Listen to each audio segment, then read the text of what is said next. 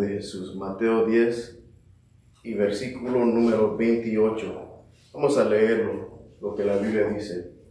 Dice, no temáis a los que matan el cuerpo, mas el alma no pueden matar. Y la Biblia dice, temed más bien a aquel que puede destruir al alma y al cuerpo en el infierno. Y este mensaje fue algo que, estas escrituras fue algo que Dios me conmovió a estudiar o a escudriñar. This message the Lord moved on me, on my heart, to study and to really look into, as what the Bible tells us in Matthew 10:28, not to fear him who can harm our body, not to fear those who can kill our body, but the Bible tells us to fear him who can destroy our soul and our body in hell. And this is very important in the Bible because Jesus talks about this a lot. Esto es muy importante en la Biblia porque Jesús habla mucho acerca de este tema y es un tema incómodo para enseñar o para predicar porque es un tema muy fuerte y por eso es que muchos no tocan a este tema, no hablan de este tema mucho, pero está en la Biblia y mi razón por qué compartirlo en esta noche no es para traer miedo a nosotros. My reason for touching this topic or this theme of the reality of hell is not to bring fear on any of us, but it's a truth that is in the Bible that we can't escape. Es una verdad que está en la Biblia que no podemos escapar y no es un tema para que nosotros tengamos temor de él si es que estamos en el lugar correcto, si es que estamos conforme a lo que la Biblia nos dice. Y vamos a ver todo esto como lo que la Biblia dice, como hemos leído en Mateo 10 y 28. Aquí Mateo está escrito en el libro de Mateo, no temáis a los que pueden hacer daño a nuestro cuerpo físico, dice la Biblia. No tengas temor a aquel que pueda dañar tu cuerpo físicamente, mas el alma, dice el escritor, no pueden matar lo que está adentro de este cuerpo, dice Mateo. Temed más bien a aquel que puede destruir el alma y el cuerpo en el infierno. The Bible tells us to fear him who can destroy not only the body, but the soul also in hell. And this is a reality that is in the Bible. This is in our scriptures. And really, before getting any further, Jesus talked about this a lot. Jesús habló mucho de este tema. Más bien habló más de esto que muchas otras cosas. Jesús tocó este tema en muchas ocasiones. Pero primeramente vamos a ver qué es realmente el infierno. What really is hell? Busqué la definición de la palabra infierno y la Biblia, la definición es el lugar futuro castigo llamado Gehenna o Gehenna de fuego. Originalmente el valle de Hinnom, el sur de Jerusalén, donde la suciedad y los animales muertos de la ciudad fueron arrojados y quemados, era un símbolo adecuado de los malvados y su futura destrucción. Más bien, lo que de esta palabra infierno vino de un lugar que existía, y este lugar se llamaba Gehenna. Este lugar estaba en Jerusalén, y ahí es donde llevaban a los animales y los quemaban, y muertos, y en ocasiones hasta sacrificaban a sus hijos, a dioses paganos, y ahí es donde los llevaban y los quemaban. Y a eso Jesús estaba simbolizando. Si miramos la Biblia, muchas de las veces Jesús encontraba de la manera cómo traer lo que él estaba diciendo a la realidad. And when we see the Bible, Jesus brings themes to a reality in parables so that those who were around him could understand. And the word hell comes from a place that actually existed called Gehenna in Jerusalem. And this place was the place where they took the trash, they took animals and those who were dead to burn them. So this was a place that was constantly burning. Era un lugar que constantemente quemaba. Estaba en fuego constantemente. No paraba el fuego en este lugar. Ahí es donde llevaban a quemar todo lo que tenían para quemar. Y de eso a eso estaba comparando Jesús al infierno. Y la Biblia nos habla también de diferentes maneras cómo se referían a este lugar. En ocasiones lo nombraban Hades, o en ocasiones también lo nombraban Seol. Pero todo esto era similar a lo que se referían cuando estudiamos la Biblia en el Antiguo y en el Nuevo Testamento. Y más bien lo miramos mucho, tal vez mucho más en el Nuevo Testamento cuando Jesús habla acerca de ello. Pero encontramos que en el Antiguo Testamento muchas veces se referían a este lugar como el Hades o Seol. Y el Hades era más bien un lugar, se refería más similarmente como infierno. Un lugar de tormento, un lugar donde iban los que no creían o no seguían o obedecían a Dios. Y el Seol más se refería a un lugar de espera para juicio, para ser lanzado a un lugar o llevado a otro lugar. Pero la Biblia, cuando habla de ello, se está refiriendo a algo similar. Cuando habla del infierno, del Hades, del Seol. Pero en la Biblia también encontramos a una historia de un hombre llamado Lázaro. We find a man named Lazarus in the Bible. Un hombre que buscaba las miserias de un hombre rico, un hombre que no tenía nada, un hombre que estaba rogando por las obras de otro hombre que tenía todo. Y este hombre se llamaba Lázaro en la Biblia. Este hombre, la Biblia nos dice que murió. Y no solamente él murió, en el libro de Lucas encontramos esta historia. No solamente él murió, pero también este hombre rico murió. Y la Biblia nos dice que cuando murieron, ellos dos se vinieron a la realidad de después de la muerte. Y la Biblia habla de que Lázaro estaba con el padre Abraham. Lo que la Biblia dice que la Biblia habla del padre Abraham, el padre de la fe. Y Lázaro se encontró con él, dice la Biblia. Pero el hombre rico estaba en un lugar de tormento. Y la Biblia dice que tanto era el tormento y la quemadura de este hombre que él rogó a Abraham y le dice: manda a Lázaro que toque agua con su dedo y venga y ponga una gota de esa agua en mi boca, porque tengo sed. Y ahí miramos que aún todavía este hombre rico tenía la misma mentalidad, de que aún estando en tormento, estando quemándose, estaba aún mirando a Lázaro como un esclavo o un siervo, como alguien menos. Entonces esto nos dice que su mentalidad seguía igual. Esto significa que aún tenía su memoria. Y esto nos dice que ahí en el infierno, en el lugar de tormento, aún tenía su mente igual. Aún pensaba de la misma manera. Aún se acordó de Lázaro. Y él pudo mirar a Lázaro y él pudo mirar a Abraham. Pero la Biblia nos dice que Abraham le dijo a Lázaro: él no puede pasar de aquí para allá.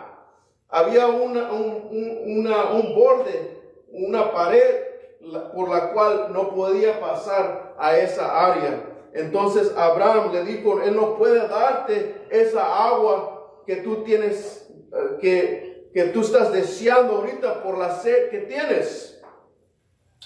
The Bible tells us of this man named Lazarus and a rich man.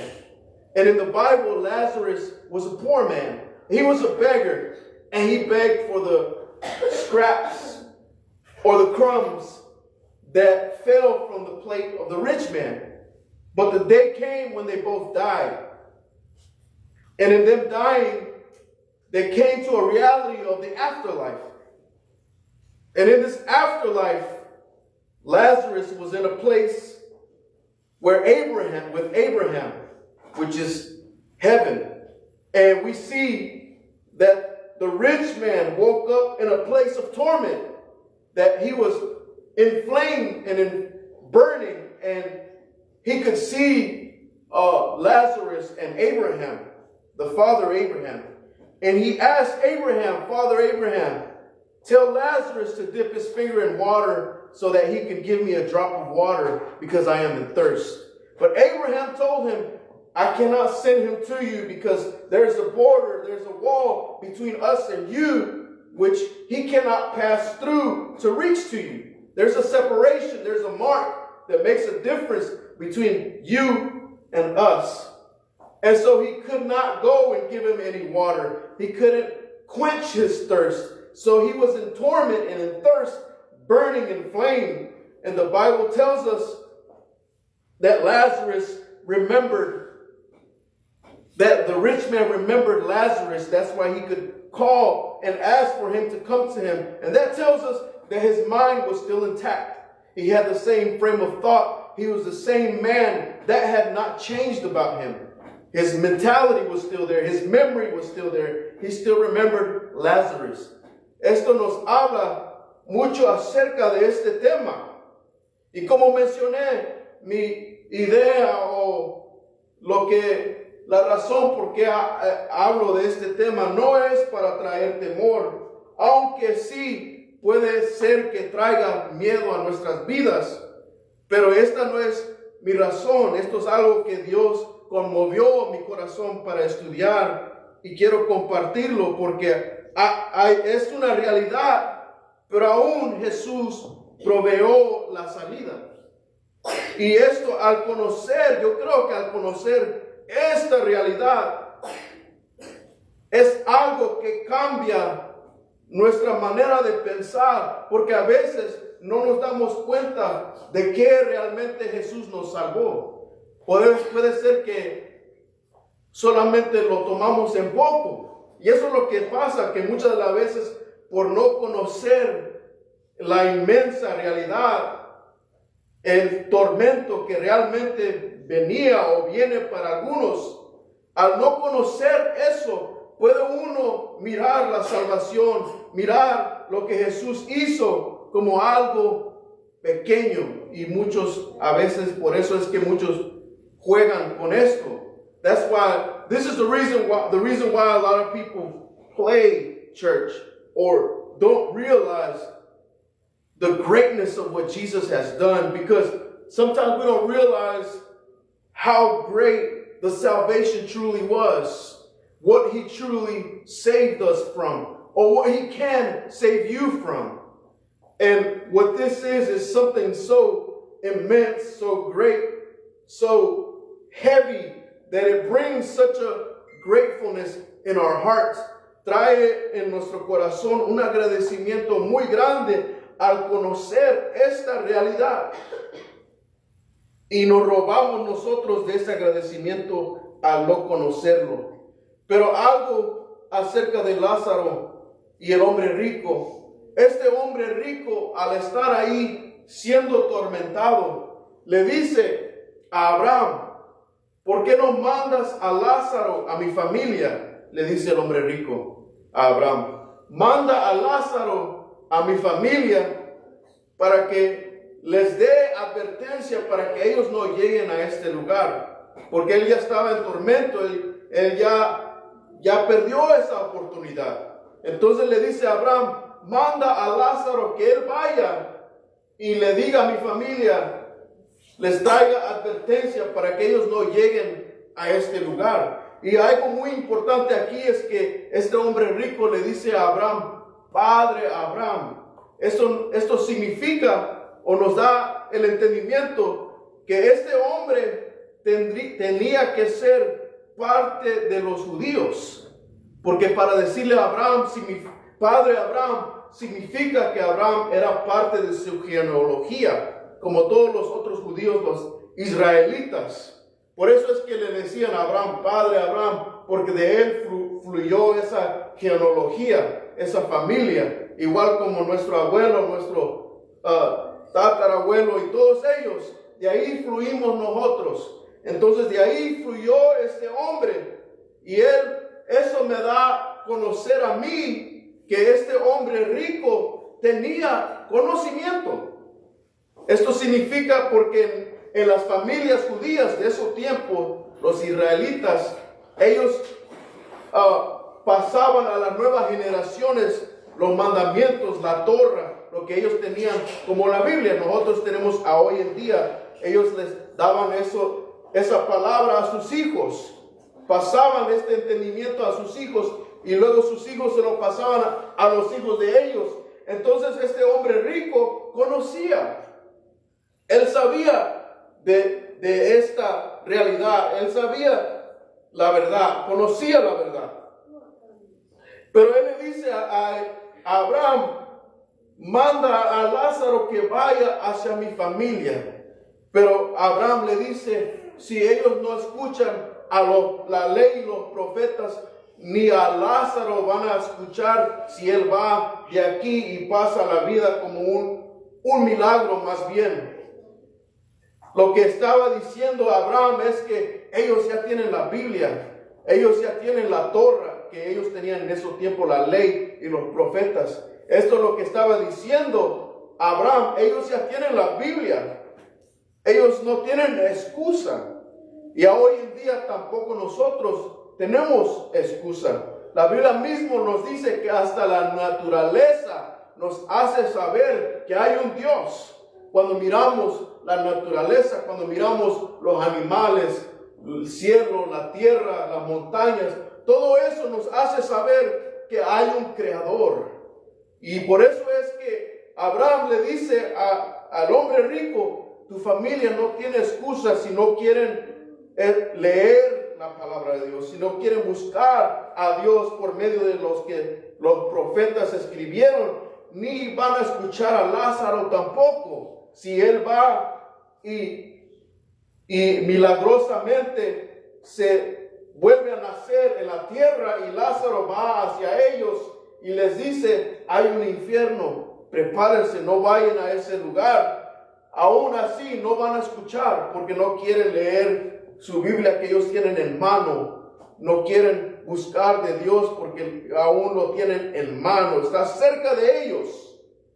Y ellos tienen que escuchar y buscar a Dios por sí mismo. Eso es más bien lo que Abraham, el padre Abraham, le estaba diciendo a este hombre rico. Y por eso, para nosotros también es muy importante no solamente estar buscando milagros, porque a veces es lo que uno busca, o buscar algún rescate de algo, porque a veces solamente de esa manera, a veces buscamos de Dios. Cuando tenemos algo tan difícil que nada más va a poder ayudar esa situación.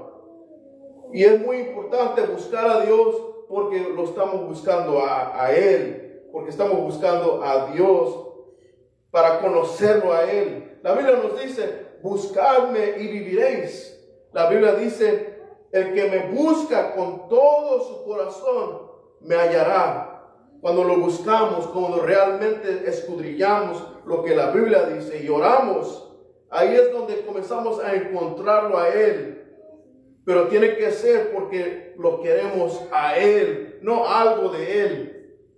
Y por eso es que el padre Abraham le dijo, ellos ya tienen todo lo suficiente, solamente tienen que poner de su parte para buscar y encontrar. Y es muy importante notar esto, esta historia porque esta historia nos habla mucho acerca del infierno. Nos habla mucho acerca de este lugar de tormento donde este hombre se quemaba y no podía saciar su sed, pero aún tenía su memoria. Y esto es muy importante porque para mí, en pensar en esto, y yo creo que todos nosotros, si pensamos en aún tener nuestra memoria, si es que llegamos o alguno llega a ese lugar con su memoria aún todavía ahí, uno se va a acordar, como este hombre se acordó de Lázaro, uno se va a acordar de aquel hombre cristiano, mujer cristiana que nos hablaba de Dios. Y eso es un tormento al acordarse de aquella que estaba intentando hacernos recapacitar y nosotros no recapacitamos. Y eso es un tormento por sí mismo. Por eso es que es un lugar de tormento no solamente para el cuerpo, pero la Biblia dice el alma. Y leímos en Mateo 10 y 28 que por eso es que la Biblia nos dice: temed más bien a aquel que puede destruir el alma y el cuerpo. Y esto, la Biblia nos está diciendo: temed a quién. ¿Quién es el quien puede destruir al alma y el cuerpo? No el diablo. Y eso es lo que muchos a veces piensan de esa manera. Muchos a veces piensan que el diablo es el que está reinando sobre el infierno. Pero no es cierto. Lo que esta escritura está refiriéndose es que tenemos que tener temor a Dios. Porque Dios es el creador de todo, del universo. Y Él es el que tiene un juicio. Y un juez bueno juzga. El juez bueno juzga. El juez bueno no deja ir al culpable. El juez bueno siempre trae un juicio, una condenación al culpable. Y al no culpable lo permite ser libre. Pero al culpable siempre va a recibir su condenación. En Mateo 25 y 41 dice: entonces dirá también a los de la izquierda: apartaos de mí, dice, malditos al fuego eterno preparado para el diablo y sus ángeles. ¿Qué nos dice esta escritura en Mateo 25 y 41? Nos está diciendo que este lugar, el infierno, no fue creado para nosotros, para ninguna persona, sino que fue preparado ¿para quién? Para el diablo y sus ángeles, porque ellos no son como nosotros, ellos son ángeles, son unos seres santos, y nosotros no. Por eso es que este lugar no fue preparado para nosotros. La única razón por que la humanidad va es porque no quiere recibir la ofrenda o el regalo, el don de Dios, que fue su sacrificio de Él. Ahí es cuando uno no quiere esa salvación, cuando uno va a este mismo fuego eterno, como el diablo y como sus ángeles. Pero realmente no fue preparado para la humanidad ese lugar. Ese lugar no fue preparado para ningún hombre, ninguna mujer. Es cuando uno rechaza a Jesús. Ahí es cuando uno va a llegar a ese lugar. Y es por eso que es muy importante, creo yo, de hablar de esta realidad. Y aunque es difícil, aún para mí, hablar de esto, y para cualquiera, por eso es como yo mencioné, que muchos predicadores o pastores no hablan acerca de este tema, porque es difícil de hablar de ello, porque es algo que uno tiene que orar, pedirle a Dios y dejar que Dios obre por medio de uno. A muchos solamente les gusta hablar de cosas bonitas, cosas que se sienten bien y de prosperidad y todo eso, pero la Biblia habla de mucho más. La Biblia tiene mucho más temas los cuales no podemos ignorar, y si los ignoramos, si no hablamos de esto, entonces los demás que no sabían de esto, que no conocían de esto, puede ser que no puedan recibir eso que necesitaban para realmente entrar a los caminos de Dios. Por eso es que es muy importante hablar de ello. Algo muy importante también que la Biblia nos dice en Marcos 9:47. La Biblia nos dice que, y si tu ojo fuere ocasión de caer, sácalo, dice la Biblia. Mejor te es entrar en el reino de Dios con un ojo que teniendo los dos ojos ser echado al infierno, donde el gusano de ellos no muere y el fuego nunca se apaga. Aquí Jesús está enseñando y está diciendo, está explicando ocasiones en las cuales uno puede caer. Y Jesús le dice, y no está hablando literalmente que uno vaya, ponga su dedo en su ojo y se lo quite el ojo. Pero Jesús está diciendo, así de tan severo es el infierno, que tienes que hacer todo posible para que no llegues a ese lugar. Si hay algo que está entre tú y tu salvación, entre ti y una vida santa, una vida en obediencia a Dios, remuévelo. Si hay alguna relación, si hay alguna amistad la cual te está causando caer en tentación, remuévelo. Hazlo a un lado, haz lo que tengas que hacer. Por eso es que Jesús aquí dice, remueve tu ojo si tienes que hacerlo. Si te está haciendo que caigas en tentación, sácalo. Y mejor te es que entres al reino de Dios con un ojo, que vayas al infierno con dos ojos. Jesús así está diciendo que así es tan importante de no caer, que no caigas tú mismo, que haz lo que tengas que hacer para que no caigas. Pero algo más aquí que yo miro que es importante, dice que donde el gusano de ellos no muere y el fuego nunca se apaga. Y yo me puse a estudiar un poco acerca de los gusanos al ver esto, porque al estudiar miré que los gusanos se mueven entre lo que está en decomposición, lo que está muerto, lo que ya no tiene vida. Ellos ahí están fluyendo, ahí triunfan ellos donde hay muerte, donde hay cadáveres, donde hay decomposición. Y cuando la Biblia nos dice donde el gusano de ellos no muere, significa que el cuerpo de uno está en constante decomposición, está constantemente deteriorizándose, está constantemente echándose a perder en decadencia. Por eso es que la Biblia dice que el gusano no muere, porque está triunfando en cuerpos que se están pudriendo. Y para mí eso es algo horrible, la realidad de que uno está constantemente en un estado de composición, porque el gusano ahí no muere, tiene vida, tiene dónde estar comiendo, dónde estar fluyendo, dónde estar reproduciéndose, porque hay cuerpos que están en decomposición. Y dice, y el fuego nunca se apaga. Significa que constantemente está alumbrándose, constantemente está el fuego ahí encendido y quemando los cuerpos. Y esto me dice a mí que la mente está en tormento, la alma está en tormento y el cuerpo está en tormento constante. Está deteriorándose, está en decomposición.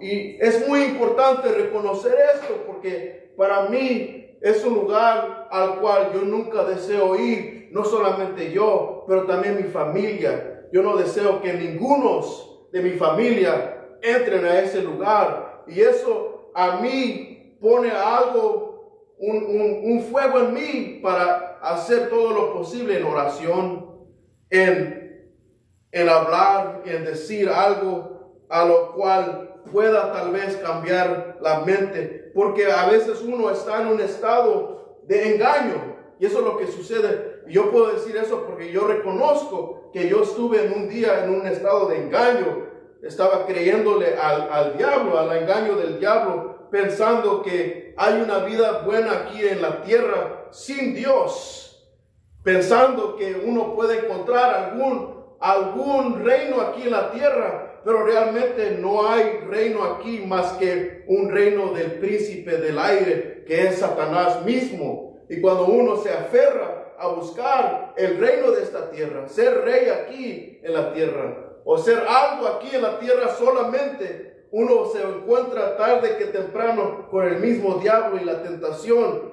Y el mismo diablo, como le dijo a Jesús, si solamente me adoras a mí, yo te voy a dar lo que tú quieras. Si solamente doblas tus rodillas a mí y me adoras a mí, yo te voy a dar el reino, vas a hacer milagros, vas a hacer todo lo que tú quieras hacer, la fama, el dinero es para ti, pero uno pierde su alma. Y cuando uno reconoce la realidad, que eso solamente es un engaño, es un truco, una ilusión, el verdadero reino es el reino de Dios. Ese es el único verdadero reino que realmente vale la pena seguir, buscar, acompañar, añadirse a ello. Solamente ese es un reino verdadero que va a permanecer para toda la eternidad, no para un tiempo solamente, porque el reino de este mundo solamente es para ¿cuántos? 70, 80 años, si es que vivimos a 80. Pero aquí en la tierra no hay verdadero reino, hay ilusiones solamente que el diablo presenta para tentarle a uno. Pero la Biblia nos dice que el fuego está constantemente encendido y no se apaga, el gusano no muere, porque es algo eterno también. Eso es algo que tenemos que tomar en cuenta. ¿Y por qué es eterno? Uno se puede preguntar, ¿por qué es eterno este tormento? Porque Dios es eterno. La razón por qué es eterno es porque nuestro Dios es eterno. Y el juicio de Dios es eterno. Y igual también el reino de Dios es eterno. Porque nuestro Dios es para siempre. Él estuvo aquí ayer, Él está aquí hoy y va a estar aquí en el futuro. Él es omnipresente, la Biblia dice. Omnipresente significa que está en todo lugar y a todo tiempo. Es el único ser que puede estar en todo lugar a todo tiempo. Ninguno de nosotros no podemos. Pero Dios sí, Él está en el pasado, en el presente y en el futuro. Y porque nuestro Dios es eterno, su juicio también es eterno. Porque nosotros vamos a vivir por una eternidad, sea en el cielo, sea en el reino de Dios, o sea en el infierno.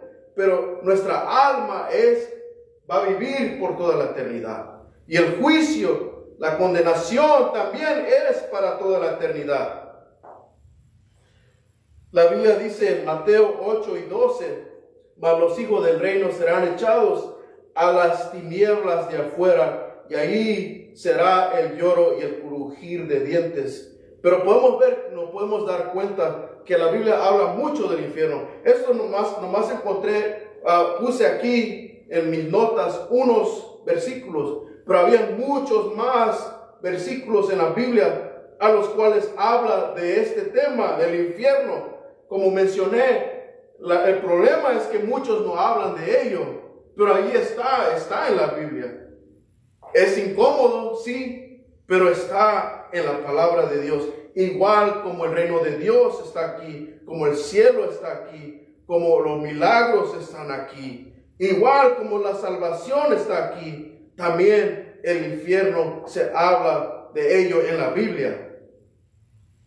Y ya para estar cerca de terminar, en Apocalipsis 14, en el Nuevo Testamento, en el libro de Apocalipsis, en capítulo 14 y versículo 19, la Biblia nos dice: al tercer ángel lo siguió diciendo a gran voz: si alguno adora a la bestia y a su imagen y recibe la marca en su frente o en su mano, él también beberá del vino de la ira de Dios.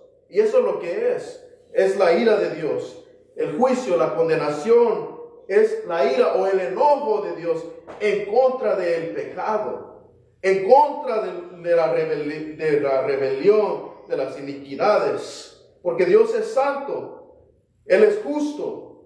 Y dice Dios que ha sido vaciado puro en el cáliz de su ira, y será atormentado ¿con qué? Con fuego y azufre delante de los santos ángeles y del Cordero. Y este versículo creo que es muy importante porque nos hace saber o reconocer el Cordero es Jesús. La Biblia nos dice que delante, que están siendo atormentados con fuego y azufre delante de los santos ángeles y del Cordero. Significa que delante de Jesús mismo, como mencioné hace poco, algunos piensan que el diablo está reinando sobre el infierno. Y así Hollywood intenta a dibujar esto, a hacer la imagen como que si el diablo está reinando sobre el infierno, pero no es cierto. Aquí la Biblia claramente nos dice en Apocalipsis 14 y 11, 10 y 11, que es el Cordero que está ahí sobre ese atormento, que es Jesús quien está reinando sobre esa área, porque es la ira de Dios.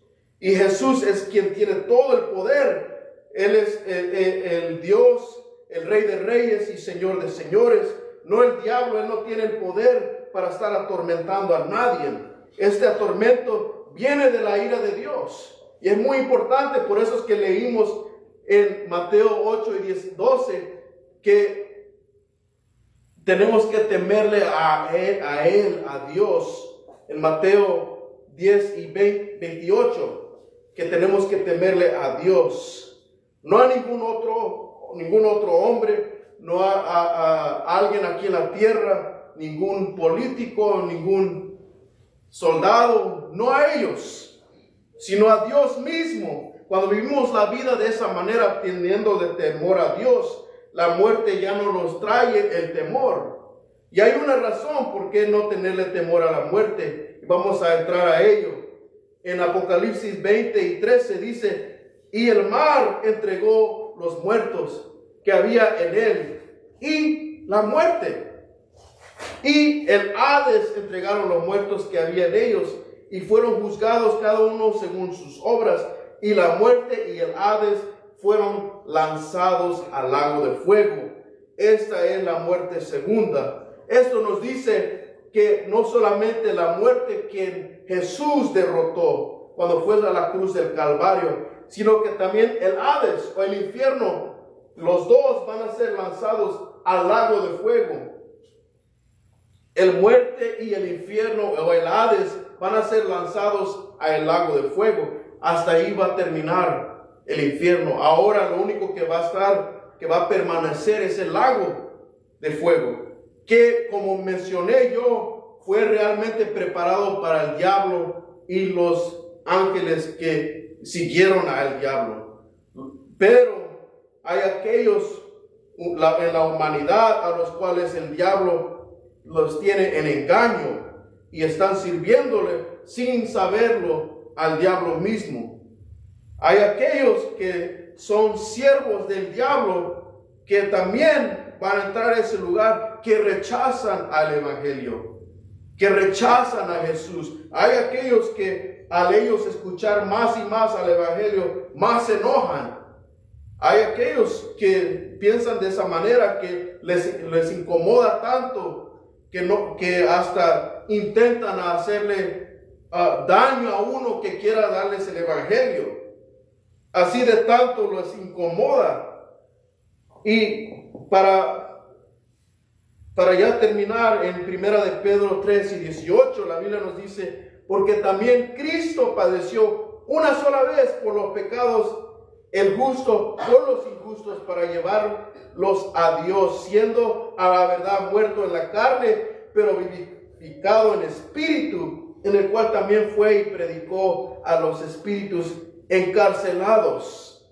Jesús mismo padeció. Cuando Él murió en la cruz del Calvario, Él padeció. La Biblia nos dice que estuvo muerto 3 días.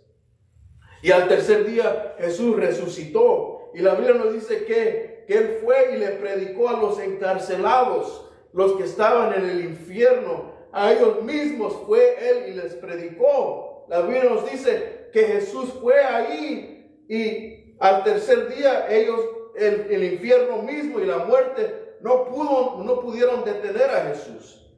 Por eso es que Él resucitó al tercer día y regresó en vida y estuvo con los discípulos y les dio la gran comisión. Y para nosotros esto es algo tan grande y tan poderoso porque Jesús derrotó a la muerte y el Hades. Por eso es que miramos ahorita en Apocalipsis que la muerte y el Hades fueron lanzados al lago de fuego.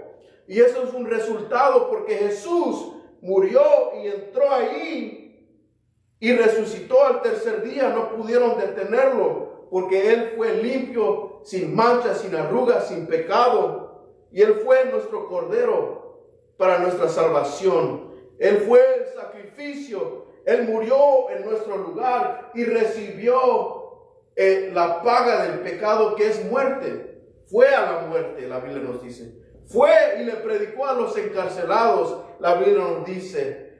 Entonces Jesús fue al lugar al cual nosotros merecíamos, al cual nosotros merecemos por el pecado, porque la Biblia dice que la paga del pecado es muerte. Solamente así hay justicia. De otra manera no hay justicia. Si nosotros miramos que algo injusto está sucediendo a nuestro alrededor, en el trabajo, en la escuela, en las tiendas, en cualquier lugar, si miramos, si estamos experimentando injusticia en nosotros, hay un deseo por justicia y nos incomoda, nos enojamos, todos, hasta los niños, cuando miran que algo injusto está sucediendo, comienzan a pedir justicia y dicen, no, eso no es justo, eso no está bien, a él le diste 2 y a mí solamente 1. Y así uno piensa de esa manera, porque uno desea justicia. Y Dios hace justicia al condenar al pecado.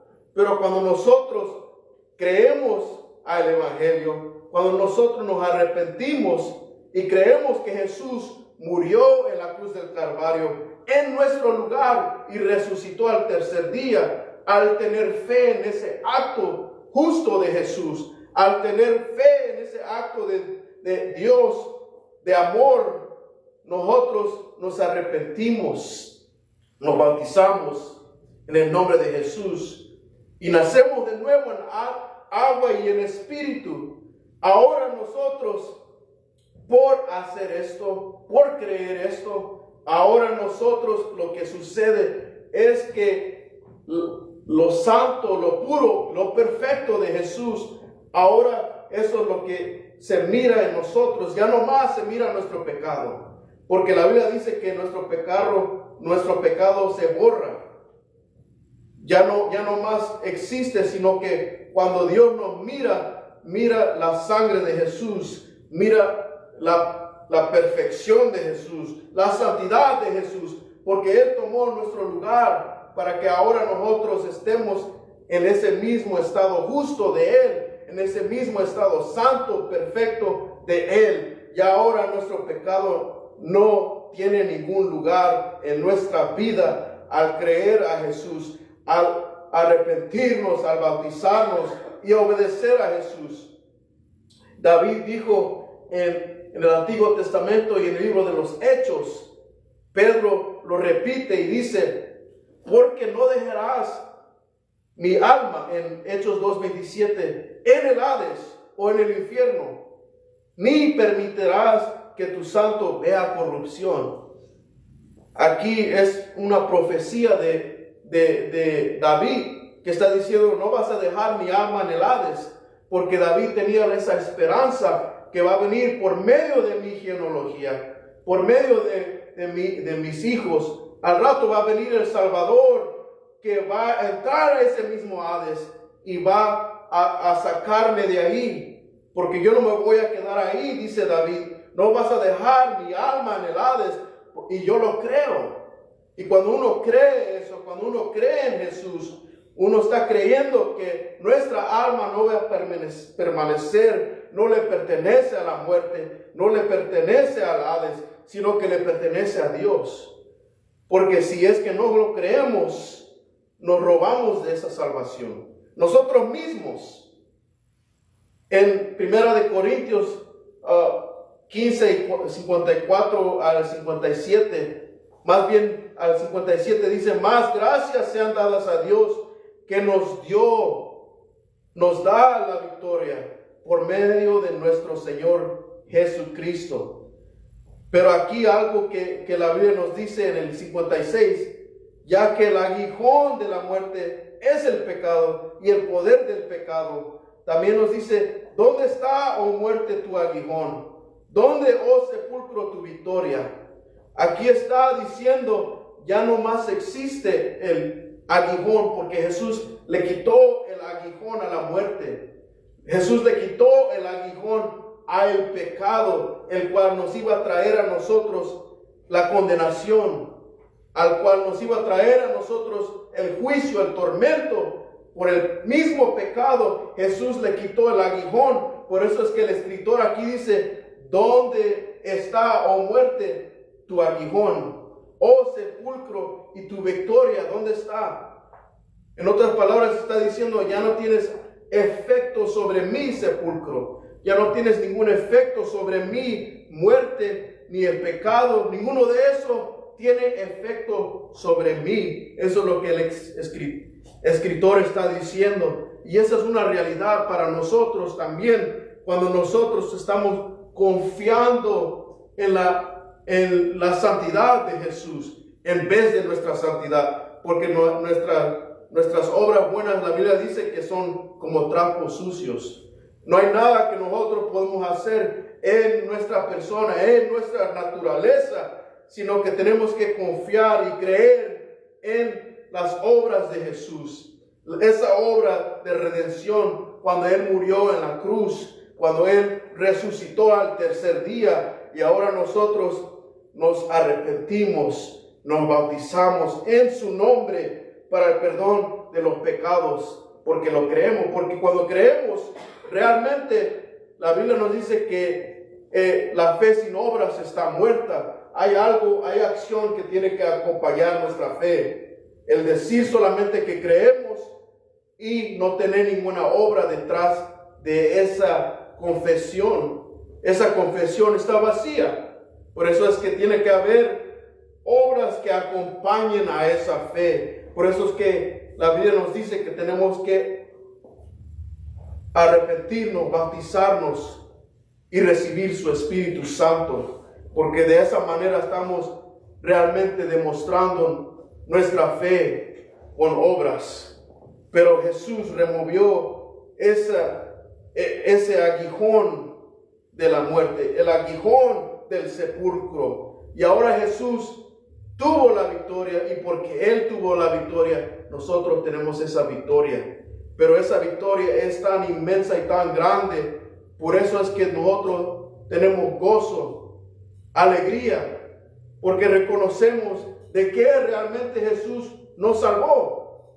Porque a veces no nos damos cuenta de que realmente Jesús nos salvó. Podemos pensar que solamente me dio una mejor vida, o podemos pensar, ahora desde que sigo a Jesús tengo más dinero, o algo así uno puede pensar. Pero realmente no nos salvó por eso y de eso, sino que hay algo mucho más grande de lo cual Jesús nos salvó, y a veces no pensamos en ello, no viene ni siquiera en mente.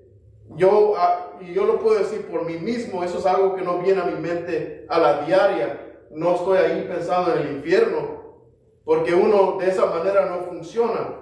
Uno vive su vida como la vive, va al trabajo y hace lo que tiene que hacer. Pero es una realidad, y cuando pensamos en ello, en mí personalmente trae un gozo inmenso realizarme de que realmente Jesús me salvó, de que Jesús te salvó a ti, y Él lo hizo para todos nosotros, no solamente para algunos. Para cada uno de nosotros, Él murió la muerte que nosotros merecíamos, que nosotros merecemos. Él lo hizo y tomó nuestro lugar. Así vamos a orar para despedirnos.